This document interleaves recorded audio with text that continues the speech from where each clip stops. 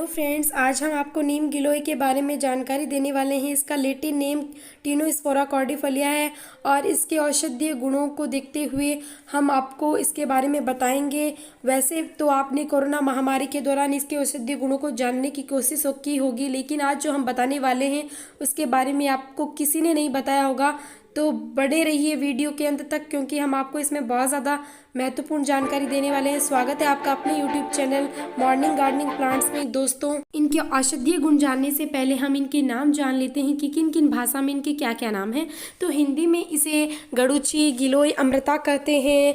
English में इसे Indian Tinospora, hard लिफ टिनोस्पोरा, मूड शीट, गांचा टिनोस्पोरा आदि नामों से जानते हैं। बंगाली में इसे गुचाप, पालोगंधचा, गिलोय आदि नामों से जानते हैं। संस्कृत में वात्सांदनी, छिन्नरूहा, गड़ुची, तंत्रिका, अमृता, मधुपर्णी, अमृतलता, छिन्ना, अमृतवली, भिसक्रिया आदि नामों से जानते हैं। आर्या में इसे गुंचा गलोची कहते हैं। कनाडा में इसे अमृतावली कहते हैं, अमृतवली नामों से भी जानते हैं और युगानी वली आदि नामों से वहाँ पर जानते हैं। और गुजराती में इसे गुलवेल, गालो आदि नामों से जानते हैं। गोवा में इसे अमृत बेल कहते हैं। तमिल में अमृतवली कहते हैं और तेलुगु में तिप्ततिगे, अमृता, गुलूची आदि नामों से जानते हैं। पंजाबी में इसे गिलो, गुलरिच, गरहम, पालो कहते हैं। मलयालम में इसे अमृत, प्यामृतम, चित्तामृतु कहते हैं और मराठी में गुलवेल, अमरबेल आदि नाम से जानते हैं। और अब हम इसके गिलोय के फ़ायदे जान लेते हैं। दोस्तों, गिलोय जो है बहुत ही ज़्यादा औषधीय गुणों से भरपूर है। इसके फ़ायदों की हम क्या बात करें, मतलब बहुत ही ज़्यादा इसके फ़ायदे हैं, जितना कहा जाए उतना ही कम है। गिलोय अमृता, अमृतवली अर्थात कभी न सूखने वाली एक ऐसी लता है जिसका तना देखने में एक रस्सी के समान दिखाई देता है। आप देख सकते हैं इसका तना जो है एक रस्सी की तरह हमें दिख रहा है। इस पर पीले व हरा रंग के फूल भी आते हैं, लेकिन हमारा जो ये प्लांट है अभी तक इतना बड़ा नहीं है कि इस पर अभी तक फूल खिले, तो बाद में इस पर फूल आएंगे।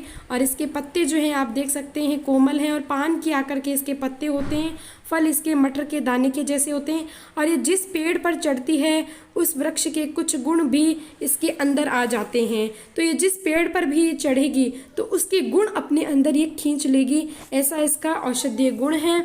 और इसलिए नीम के पेड़ पर चढ़ी गिलोय सबसे ही ज़्यादा सर्वोत्तम मानी जाती है, क्योंकि नीम के गुण भी बहुत ज़्यादा होते हैं और फिर इसके गुण भी असीमित हैं। तो वो कुछ नीम के गिलोय भी अपने ऊपर अपने अंदर अब्जॉर्व कर लेगी। इस कारण इसके जो है, अगर नीम के ऊपर चढ़ी हुई कोई बेल आपको दिखती है तो आप उसको सेवन करें, उसके गुण बहुत ही ज़्यादा होते हैं। फ्रेंड्स, आधुनिक जो हमारे आयुर्वेदाचार्य और चिकित्साशास्त्री हैं उनके अनुसार बताया गया है कि गिलोय नुकसानदायक जो बैक्टीरिया होते हैं और पेड़ के जो कीड़े होते हैं उनको भी ये बहुत ही आसानी से ख़त्म कर देती है। टीबी रोग के जो कारण वाले जीवाणु आदि होते हैं उनकी वृद्धि को भी ये नष्ट करती है।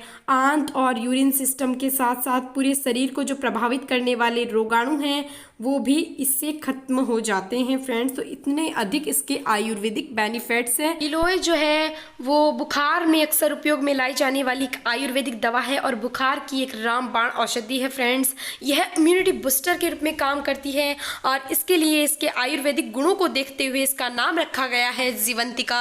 आयुर्वेद में इसका इस्तेमाल कई भयंकर बीमारियों को दूर करने में किया जाता है।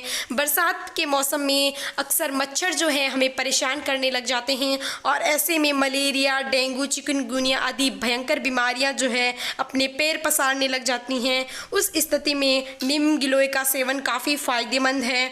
मच्छर से होने वाली बीमारियों में इसका उपयोग आमतौर पर बहुत अधिक किया जाता है, लेकिन इसका इस्तेमाल कैसे किया जाए, कब किया जाए और खाने का सही तरीका क्या है, साथ ही इन नीम गिलोय से संबंधित तमाम बीमारियों और उनके इलाज हम आपको इस वीडियो में बताने वाले हैं। तो प्लीज़ वीडियो को बिना स्क्रिप्ट किए ज़रूर देखिएगा, क्योंकि अधूरा ज्ञान से कभी किसका भला नहीं हुआ है। तो हम इसमें अपना ज्ञान लेंगे। गिलोय का वर्णन हमारे आयुर्वेदिक ग्रंथों में विशेष रूप से किया गया है और इसके फायदे बताए गए हैं। आयुर्वेद में इसे एक रसायन माना जाता है जो स्वास्थ्य के लिए बहुत ही अच्छा होता है। गिलोय के पत्ते जो होते हैं बहुत ही ज़्यादा कसेले, कड़वे, तीखे होते हैं। गिलोय का उपयोग वात, पित्त और कफ जो 3 प्रकार के हमारे शरीर में दोष बताए गए हैं जिनसे बीमारियां उत्पन्न होती हैं, उन तीनों को यह ठीक करने की एक रामबाण औषधि है। यह पचने में आसान होती है और भूख बढ़ाती है व्यक्ति की। साथ ही आँखों के लिए भी गिलोय काफ़ी हद तक लाभदायक है। आँखें बहुत ज़्यादा हद तक आपकी ठीक हो सकती हैं यदि खराब हैं गिलोय का सेवन करने से। और आप गिलोय के इस्तेमाल से प्यास, जलन, डायबिटीज़, कुष्ठ रोग, पीलिया रोग आदि में लाभ ले सकते हैं गिलोय का।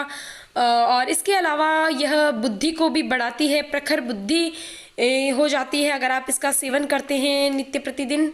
और बुखार, उल्टी, सूखी खांसी, हिचकी, बवासीर, टीबी, मूत्र रोग आदि में बहुत ज़्यादा लाभदायक है। महिलाओं की शारीरिक कमजोरी को भी यह बहुत हद तक दूर करने में अपना फ़ायदा दिखाती है। तो फ्रेंड्स, आइए एक एक करके इन रोगों का इलाज और इनके बारे में विस्तार पूर्वक जानते हैं। गठिया रोगी को गिलोय का सेवन काफ़ी हद तक फ़ायदा पहुंचाने वाला होता है। गठिया रोगी को गिलोय का सेवन अवश्य ही करना चाहिए। उसके लिए इसे 5 से 10 मिली इसका रस निकाल लें, अथवा आप चाहें तो 3 से 6 ग्राम चूर्ण या फिर 10 से 20 ग्राम पेस्ट बना सकते हैं इसका, उसका सेवन कर सकते हैं। इसका भी आप सेवन नहीं करना चाहते हैं तो 20 से 30 मिली काढ़ा का रोज सेवन करने से आपको गठिया रोग में काफ़ी हद तक लाभ मिलता है। यदि आप हाथी पांव की समस्या से परेशान हैं, फाइलेरिया जिसे कहते हैं, तो वह उस स्थिति में भी आपको बहुत ज़्यादा लाभ मिलने वाला है। इसमें आप 10 से 20 मिली गिलोय के रस को निकालें और 30 मिली सरसों का तेल मिला लें और इसे रोज़ सुबह शाम आपका सेवन करेंगे तो जल्द ही आपका ये हाथी पांव यानी कि फाइलेरिया रोग जो है वो खत्म हो जाएगा। आपको काफ़ी हद तक इसमें लाभ मिलेगा।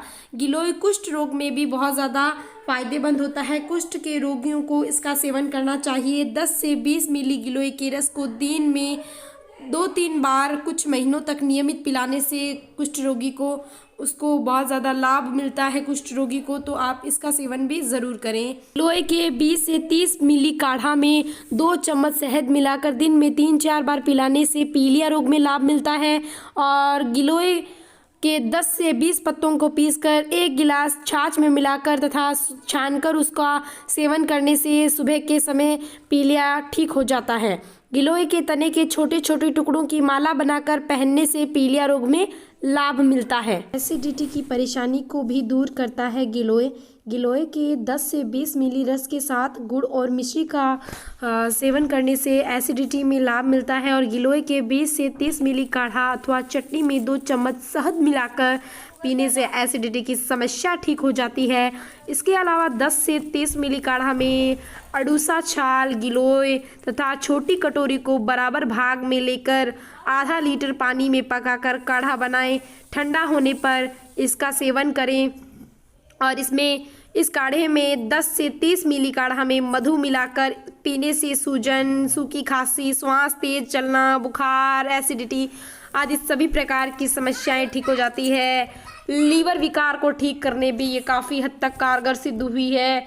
22 ग्राम ताज़ी गिलोय, 2 ग्राम अजमोद और 2 नग छोटी पीपल और 2 नग नीम को लेकर सेक लें और इसको मिलाकर मसलकर रात को 250 मिली जल के साथ मिट्टी के बर्तन में से रख दें और सुबह इसका पीस छान कर सेवन करें। 15 से 20 दिन के अंतराल में ही लीवर, पेट से संबंधित समस्याएं या अपच की समस्याएं ठीक हो जाती है। और इसके अलावा बुखार उतारने के लिए भी गिलोय काफ़ी हद तक लाभदायक होती है। बुखार की ये रामबाण औषधि है। 40 ग्राम गिलोय को अच्छी तरह मसलकर मिट्टी के बर्तन में रख दें और इसे 250 मिली पानी मिलाकर रात भर ढककर रखें और इसे सुबह मसल छान कर प्रयोग करें। इसमें 20 मिली की मात्रा दिन में 3 बार पीने से पुराना बुखार, यदि कोई लंबे समय तक बुखार से ग्रस्त है तो वो ठीक हो जाता है।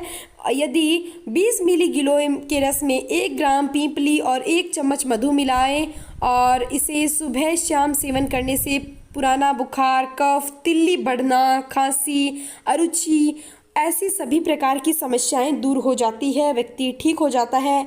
ऐसे रोगी को ये देने से जिसे बहुत ज़्यादा समस्या है, खांसी से संबंधित, कफ से, बुखार से, पुराना बुखार भी ठीक हो जाता है। बेल, अरणी, गंभारी, स्योनाक तथा पांडल की जड़ की छाल लें और इसके साथ ही गिलोय, आंवला, धनिया लें और इन सभी को बराबर लेकर इनका एक काढ़ा बना लें और 20 से 30 मिली काढ़ा को दिन में 2 बार सेवन करने से वातज के जो संबंधित सभी विकार हैं वो ठीक हो जाते हैं और वातज के कारण आने वाला जो बुखार है वो जल्द ही ठीक हो जाता है। इसके अलावा आँखों के रोग में भी गिलोय काफ़ी लाभदायक होती है और आँखों की रोग से संबंधित समस्याओं का इलाज करने के लिए 10 मिली गिलोय के रस में 1-1 ग्राम शहद व सेंधा नमक मिलाकर खूब अच्छी प्रकार से इसे खरल में पीस लें और इसे आँखों में काजल की भांति लगाएं, जैसे काजल आँखों में लगाते हैं उसी प्रकार लगाएं और इससे अंधेरा, छाना, चुभन और काला और सफ़ेद मोतियाबिंद का जो रोग है वो ठीक हो जाता है। गिलोय रस में त्रिफला का चूर्ण मिला के आप काढ़ा बनाएं और 10 से 20 मिली काढ़ा में 1 ग्राम पिंपली चूर्ण व शहद मिलाकर सुबह शाम सेवन करने से आँखों की रोशनी काफ़ी हद तक बढ़ जाती है। फ्रेंड्स, त्रिफला का जो हमने बताया था मिश्रण, उसके बारे में भी थोड़ा जान लेते हैं। फ्रेंड्स, हरड़, बरड़ और आंवला के मिश्रण को ही त्रिफला कहते हैं और इसके भी बहुत ज़्यादा बेनिफिट्स है। कभी सेकंड वीडियो में जब मैं अलग वीडियो बनाऊंगी तो उसके बारे में भी आपको अच्छे से बताऊंगी। कैंसर जैसे भयानक रोग से आज हमारा देश ही नहीं बल्कि पूरा विश्व जूझ रहा है और अभी तक इसका पूरा इलाज सामने उभर कर नहीं आया है। कैंसर में हाल ही में बाबा रामदेव ने एक प्रयोग किया था गिलोय का। तो स्वामी रामदेव के पतंजलि आश्रम में अनेक ब्लड कैंसर के रोगियों पर गेहूं के जवारे के साथ गिलोय का रस मिलाकर सेवन करवाया गया है, जिससे उन्हें काफ़ी हद तक लाभ मिला है और आज भी इसका प्रयोग वहाँ पर किया जा रहा है। इसके लिए उन्होंने लगभग 2 फुट लंबी और 1 अंगुली जितनी मोटी गिलोय, 10 ग्राम गेहूं की हरी पत्तियां ली और इसमें थोड़ा सा पानी मिलाकर इसे पीसी। फिर इसे कपड़े में निचोड़कर 1 कप की मात्रा में खाली पेट रोगी को सेवन कराने से कैंसर में लाभ मिलता है। इसका सेवन करने से अवश्य ही तो ब्लड कैंसर रोगियों को इसका वहाँ पर सेवन करवाया जा रहा है, जिससे उन्हें काफ़ी हद तक लाभ मिला है। कान की बीमारी में गिलोय किस प्रकार से फ़ायदेमंद है, तो गिलोय के तने को पानी में घिसकर गुनगुना कर लें और इसे कान में 2-2 बूंद दिन में 2 बार डालने से कान का मेल या कान की गंदगी बाहर आ जाती है, जिससे कान के दर्द में भी लाभ मिलता है। हिचकी को रोकने के लिए आप गिलोय का इस्तेमाल कर सकते हैं। कई बार हिचकी जो है रुकने का नाम ही नहीं लेती है और हम हिचकी से बहुत ज़्यादा परेशान हो जाते हैं। इसके लिए आपको गिलोय तथा सौंठ के चूर्ण को नस्वार की तरह सूंघने से हिचकी बंद हो जाएगी और गिलोय चूर्ण एवं सौंठ के चूर्ण की चटनी बना लें। इसमें दूध मिलाकर इसे पिलाने से हिचकी आना बंद हो जाती है और इसका आप इस प्रकार से उपयोग में ला सकते हैं हिचकी की समस्या को दूर करने में। मूत्र से संबंधित समस्याओं में भी आप गिलोय का इस्तेमाल कर सकते हैं। गुड़ूची के 10 से 20 मिली रस में 2 ग्राम पाशा भेद चूर्ण और 1 चम्मच शहद मिला लें और इसे दिन में 3-4 बार सेवन करने से रुक रुक कर पेशाब होने की बीमारी में लाभ मिलता है। गिलोय को मधु के साथ सेवन करने से कफ की परेशानी में भी काफ़ी हद तक लाभ मिलता है। स्वस्थ हृदय के लिए आप गिलोय का सेवन कर सकते हैं, वो भी बहुत ज़्यादा फायदेमंद होता है। इसके लिए काली मिर्च को गुनगुने जल के साथ सेवन करने से सीने का दर्द ठीक हो जाता है और ये प्रयोग कम से कम 7 दिनों तक नियमित रूप से करना चाहिए। इसमें आपको बहुत ज़्यादा फिर लाभ मिलेगा। बवासीर के रोगियों में भी यह बहुत ज़्यादा, जो बवासीर की समस्या से परेशान है तो उनको भी यह बहुत ज़्यादा लाभ पहुंचाने वाला है। इसके लिए हरड़, गिलोय और धनिया को बराबर भाग यानी कि 20 ग्राम आप ले सकते हैं, लेकर आधा लीटर पानी में आप इसे पका लें जब तक इसका भाग 1/4 न रह जाए। तो इसे आप तब तक खुलाते रहें, मतलब इसे उबालते रहें और इस काढ़े में गुड़ डालकर सुबह और शाम पीने से बवासीर की बीमारी जल्द ही ठीक हो जाती है। बवासीर में काफ़ी लाभ मिलता है रोगी को। ये थे हमारे गिलोय के फ़ायदे। जिनके बारे में हमने आपको बताया है बीमारियों का, फिर भी यह कम ही है। इसके अलावा भी बहुत ज़्यादा है जो हम कभी आपको नेक्स्ट वीडियो में बताएंगे। गिलोय की सेवन की अगर मात्रा की बात करें, कितना इसका सेवन रखना चाहिए, आधा ज़्यादा अगर इसका सेवन हो जाए तो नुकसान हो सकता है। इसके लिए आप हमेशा ध्यान रखें कि इसका काढ़ा हमेशा 20 से 30 मिली ही लें, और इसका रस का यदि आप सेवन कर रहे हैं तो 20 मिली रस का ही सेवन करें। अधिक लाभ के लिए चिकित्सक के परामर्श की भी सलाह अवश्य ही ले लें, तो वो आपको बहुत ज़्यादा फ़ायदा पहुंचाने वाली होगी। अब हम बात कर लेते हैं गिलोय के नुकसान क्या होते हैं। तो फ्रेंड्स, यदि वैसे तो गिलोय के नुकसान जो हैं बहुत ही ज़्यादा कम देखने को मिलते हैं, लेकिन यदि किसी को डायबिटीज़ जो है कम है, तो कम डायबिटीज़ वाले पेशेंट रोगी को इसका जो है सेवन नहीं करना चाहिए, क्योंकि ये डायबिटीज़ को कम करता है। और पहले से यदि किसी की डायबिटीज़ कम है तो और लो हो जाएगी, जिससे उसको समस्या हो सकती है। तो कम डायबिटीज़ वाले रोगी को इसका सेवन नहीं करना चाहिए। इसके अलावा गर्भावस्था के दौरान महिलाओं को इसका सेवन कदापि नहीं करना चाहिए, उस स्थिति में यह नुकसानदायक हो सकता है, अन्यथा यह सभी स्थितियों में लाभदायक होता है। और यदि आप देखें तो 5 साल के यदि कम उम्र के बच्चे हैं तो 5 साल के कम उम्र वाले बच्चों को भी इसका सेवन नहीं करना चाहिए, इसका परहेज़ करना चाहिए अगर हो सके तो। और वीडियो अच्छी लगी हो तो प्लीज़ वीडियो को लाइक करें, साथ ही चैनल को सब्सक्राइब कर लें, क्योंकि पेड़ पौधों से संबंधित समस्त जानकारी हम आप तक पहुंचाते रहते हैं इस चैनल के माध्यम से। तो आप हमारे चैनल को प्लीज़ सब्सक्राइब करें, साथ ही कमेंट सेक्शन में बताएं कि आपको यह वीडियो कैसी लगी। और ऐसे ही वीडियो देखने के लिए आप हमें बताएं कमेंट सेक्शन में कि हम आपके लिए किस प्रकार की वीडियो लाएं। और साथ ही वीडियो पूरा देखने के लिए आपका बहुत बहुत धन्यवाद। अगली वीडियो में आपके साथ जल्द मुलाकात होगी, तब तक के लिए बाय बाय, अपना ख्याल रखिए।